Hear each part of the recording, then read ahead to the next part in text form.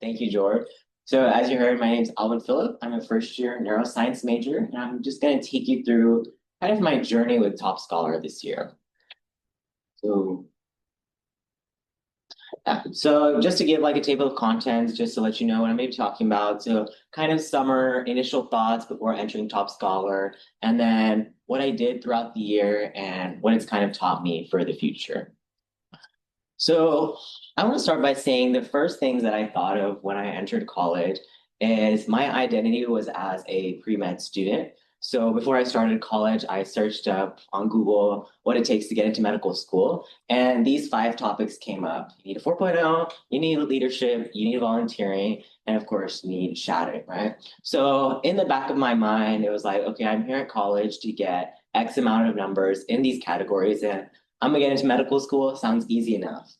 So this is kind of lingering in the back of my mind as I'm starting college. So starting with summer 2025, I was working at Whataburger for a bit since January. I think it was a really humbling experience. I think everyone should work at fast food just to get that customer interaction. And I really learned a lot from it, but I'm very grateful for this scholarship that I do not have to continue working at Whataburger. And that's just a couple of pictures of me at Whataburger. And then family time, I went to Europe over the summer. I went a little backpacking in Europe with my family, visited some family in different countries as well. And then I feel like the highlight of my summer was the scholar retreat. So if you do see, this is, let's see, never mind. So yeah, these are a couple of pictures from the Scholar Retreat, and I really enjoyed it. I think it was really nice of the program to be able to help me to know different people because I know when I was coming into college, it was very scary to see like who would I talk to? I'm going to be living with these people in the same building, so it was really scary. But I really felt much at ease when I started coming more into college, and it really helped to kind of calm down my nerves before I came in. And then I moved into Guad, and then my first semester did start. And as my first semester started, I did have a little bit of difficulties kind of adjusting to college, I would say. So when I first moved into college, or when I first started taking my first courses and studying for my test, I quickly realized it was not the same as high school. I remember I was in biology one, just reading the textbook back and forth, trying to memorize everything. Because, like I said, I was so scared to lose this 4.0 that I read on the internet that you need to get. So I studied so much and I really felt like I was not studying efficiently. So that's kind of where I was in regards to the beginning of the semester. So just kind of like a knowledge pillar, these are the courses I took. Hopefully 4.0, we'll see what this final's turning out, but just a lot of introduction courses, just trying to see if science is something that I'm really interested in. And I think a major component of my knowledge area was joining a research lab this semester. I do want to thank a lot of the older top scholars that kind of pushed me to join a research lab this early because I was a little bit hesitant on joining it, but they really did. Like Adi really pushed me to join Dr. Shea's lab and actually got me in contact with some people in their lab. So from this lab, I really learned that, I like neuroscience. It's a very cool and interdisciplinary study that I really want to pursue. I got to be in an environment with PhD students and actually talk to a PhD person, which was kind of a little weird to me at first because they're very higher up. They have all these titles behind their name, and it's kind of scary approaching them. But I think being in that lab and kind of doing different techniques was really helpful in kind of introducing me to the world of science. And it told me that, research is something that I want to keep with me as I'm moving on throughout the years. And then through the Top Scholar Enrichment Fund, I was able to continue my passion for violin. So coming into college, a lot of people was telling me how it's really difficult to kind of maintain a instrument because a lot of people drop it from high school to college. And this is something that I've been working on for about 8 years, and I was very scared that I was going to lose the ability to play violin, and it can kind of go away pretty easily if you don't keep up with the skill.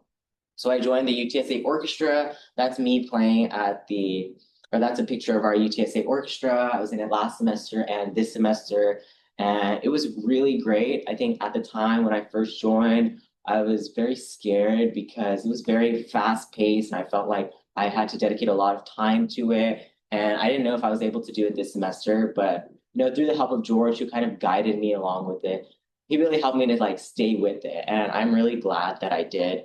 And I did also have the opportunity to go to a TMEA convention, which is the Texas Musical Educators Association here in San Antonio. And I learned a lot about what it takes to really play well, right? I think a lot of people are able to play notes, but able to play music is a completely different thing. And through this convention, I got to meet a lot of really cool people. And that's a video of me playing the violin, but I'm gonna skip it for now. Okay. So the Shea Lab, just to kind of get into an overview of it, this is Dr. Jenny Shea's lab. She works at the SEB and she is amazing. She does a lot of things and it is crazy how she is so advanced in the field. So my particular project was working under a PhD student, Mr. Zach Maloney, and we were exploring the vascularization of a human brain organoid. And what a human brain organoid is basically we have a bunch of stem cells, which is a type of cell that can differentiate into any type of cell, like a liver cell, a gut cell, a neuron. And what we do is we kind of differentiate it so that it'll become a neuron. And at the end, what we have is this spherical, small looking brain, right? And that's what we call a human brain organoid. The issue with these is that they don't get very big, and because they absorb their nutrients through diffusion. So as it starts to get bigger, the core is not able to get those oxygen and nutrients that it needs, so it starts dying away. So the point of my mentor and our work was to find a way to vascularize it, to have blood vessels that can deliver oxygen and nutrients across the organoid. And the way we did this is we took adipose tissue from rats and we put it into the media of the organoid. And as you can see, that picture, the yellow picture right there is showing the difference between just a controlled human brain organoid and after we put the microvascular fragments in the media. And I think I really learned a lot of it. This video right here of me is sectioning. So I'm slicing different human brains to be able to put onto slides so that we'll be able to image it like in the images you see. And I think something else that was really cool is I went to Dr. Shea's house, which was really weird at first. We went for a Christmas party and it was very weird to see people outside of the workplace, outside of the lab, because I was sitting like right next to her and she was just like just talking to me, handing me food, and it was just a very different vibe overall.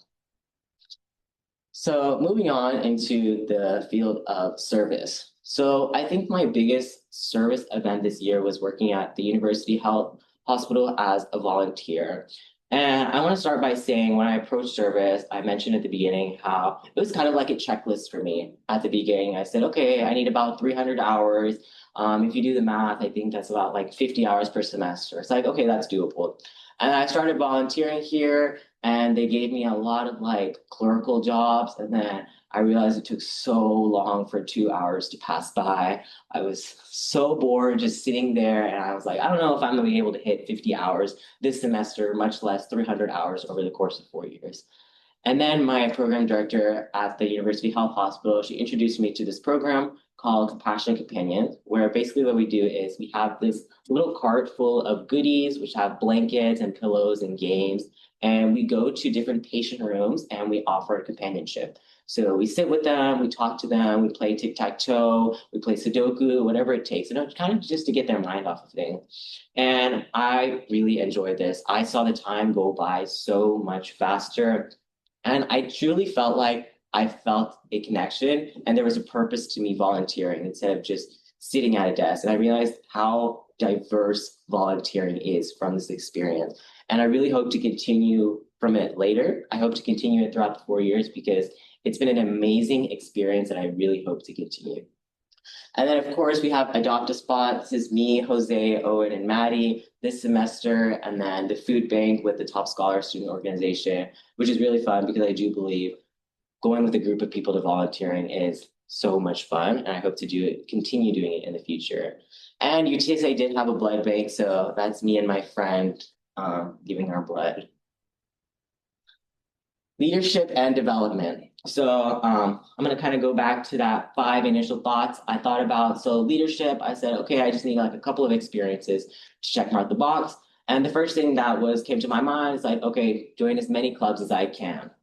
So first semester, I went to a lot of club meetings, and I was really bored by sitting in a lot of them, and I did not think I knew that I was not going to be able to continue this for the 4 years, right? So then this semester is when I realized, okay, I need to choose clubs that I really like to be a part of, and that I'm not in a part of just for the name, and that really came down to AMSA, which is the American Medical Student Association, and TSSO because TSSO is a lot of fun. And I really saw how things kind of just come naturally, if you will, right? It's because I enjoyed listening to the talks that AMSA gave, the activities that AMSA gave, that I continued being in AMSA, right? It didn't feel like a task to go to these meetings. It didn't feel like a task to get these points because I was just furthering my knowledge in what it means to become a physician. And of course, the Top Scholar Student Organization was a lot of fun because I already know a lot of the people, and it's kind of just like a fun hangout place. And then along with it, I feel came the leadership opportunities that I'll talk about in the next slide. And then I'm also the Kanai Catholic Youth League president. So what that means is we have an Indian organization here in San Antonio, and we just coordinate different community events and de-stressing events. So that top right picture is us at our Valentine's party that we had made. And fall alternative break was a great experience. I think it's really opened my eyes to service and what it means to lead as well. We went to Houston with the fall alternative break program with Miss Michelle Ellis, and we just went around to different areas exploring homelessness and mental health. And those are a couple of pictures of us just at the UT Health Houston, listening to talks from people from all different disciplines and learning about what mental health really is. And I think it was a really great experience to kind of, just go somewhere new, try something new with a new group of people. And, I hope to become a troop lead in the fall because I enjoyed it a lot. So the lessons that I really learned from this, I think great things come with time. I remember when I first came in, I saw a lot of people doing a lot of different things, and it kind of like pushed me to, I felt like the need, like I wasn't doing enough. And I feel like that kind of like pushed me my first semester a little too much. So this is the semester that I realized, okay, I need to kind of slow it down, join things that I really like, and try and find what I really want to do in the future. And right now, I'm at that intersection between research or medicine. And put yourself out there and talk. I think that was a big thing. I heard a lot of people say it, but it's easier said than done. But I think joining Dr. Shea's lab, all I did was send a cold email to her. I've never met her in person. I just looked at her website and I was like, wow, this is a really cool lab that I'd really like to be a part of. I sent the email, but I was sitting on that email template for about a week or two thinking like, should I even send this email? And she immediately responded and put me in a good position to start research. And lastly, do things because you love them. I think I really learned that from my club organizations because, if you're really not liking something that you're doing, it's going to be really hard to keep up with it for the next 4 years. And future directions. So basically this summer I'll be going on the Costa Rica trip to Costa Rica with Honors College. And I will also be taking summer classes at Northwest Vista College online. And then I will also be a part of the South Texas Research Opportunities Program here at UT Health from this summer, next summer, and the summer after. So I really look forward to trying to get into maybe a new field of research to see if I like it even more. I'm introduced to neuroscience research through Dr. Shea right now, but I'm interested to see maybe is there something else that I'm interested in. So excited to see the opportunities that this presents and looking forward to fall 2026. I'll be a director of events for TSSO. I did land a EMSA finance position, and I am thinking about becoming Dr. Perry's TA. I should have an interview for it today. So that's where I'm headed. And I just want to say huge thank you to everyone that supported me, a lot of the older top scholars, a lot of my cohort who really helped push me through this year and made this year not feel like a task, but it felt like a journey. And I'm excited for the next 3 years to come. Thank you.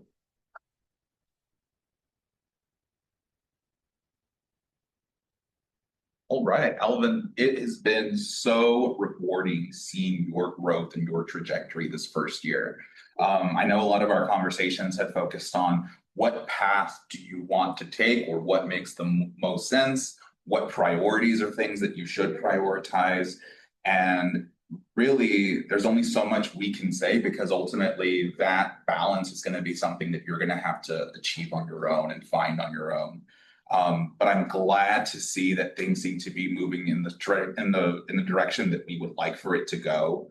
And I'm just glad to hear that you've had a really eventful first year in the best way. So we are super excited to see what comes next, and we're super excited for this fall. Great job. Thank you, Joe. So I have a couple of thoughts for you, Alvin. First of all, great first year. I could see a lot of growth, especially with kind of your thoughts about how do I get into med school? What do I, your kind of longer trajectory, and I could see some real maturity happening here. So I appreciated the way you framed this. I hope you never give up your music. And so many of our pre-med students, we have those conversations with early on, like, don't give that part up. You don't realize just how important that is for definitely well-being, and that really does contribute to those longer term goals. Even though it's probably harder to see in the short term. Yeah. And it's also, I think, not an effective strategy if you're only doing it because you think it's going to diversify your portfolio for med school. I think you really have to do things like that because you truly love them, and then they enhance who you are as a whole person. And then I also really appreciated you talking about, you got to test some things out and then finding the things that you like. And so I think you actually did that pretty smartly. And you'll probably continue to narrow even more from here. And you're going to just have to really kind of keep yourself in check with what things you continue to pursue and how you can continue to pursue them. And I want to encourage you to, work with those faculty mentors, work with George, work with me, honors counselors.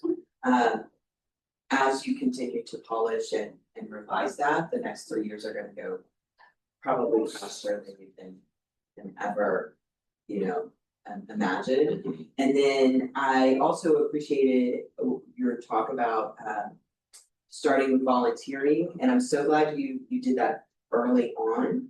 And I think you're a testament to why we encourage students to do those things very early. You probably would not have been able to get connected to the second volunteering program if you had not started with the first. Yeah. And so many students want to jump in and they only want to do something that's interesting to them, that works exactly for them right from the beginning. And I even recall some conversations where I said, you just have to apply and get there. And then once you get there, you're going to be connected to other things. I also think probably if you fast forward a year, you won't even be volunteering in the same capacity you are now, because there will be the next opportunity that you will only have gotten because you took the leap now. So great job. I hope you continue to also do those alternative breaks, and I think Costa Rica is going to be an amazing experience for you. So glad you're here with us. Thank you. We are now opening the floor to any of our in-person audience before we move to any chat messages that have been left. I was gonna say, Alvin, it's been an honor being your roommate. Truthfully, coming into my first year here, I wasn't sure what it was gonna be like rooming with someone, and I remember, and I have seen that growth when you first came in here, and you really had all these dreams and all these things that you wanted to accomplish. And I can say very, very, like, it's very true. You did everything that you wanted to do. I feel like whatever you said that you were gonna do, you did, and you also just excelled past it. I remember all the times you were like, I want to get into research. I remember when you were cold emailing people, guess who got into a really, really good research lab, right? So it shows a testament to your character and who you are and how committed you are to your passion. So huge congrats. I can't wait to see what the next year's having to come. Thank you. I appreciate that. Okay, you're so cool, bro. I'm so proud. Thank you, Hirsch.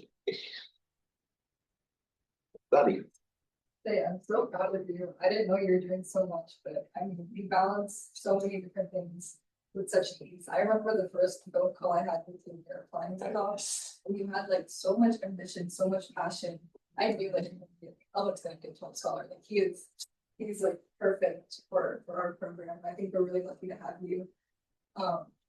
yeah, I think that passion and drive that you have, that's gonna get you so far. Not many people can stay at a cryostat for that long, but you did. That really shows you that feeling. And so I'm so excited to see everything else you accomplish the next 3 years and all the mentors fighting over you. I can't wait to see everything you have in the future, but I'm really proud of you. Thank you.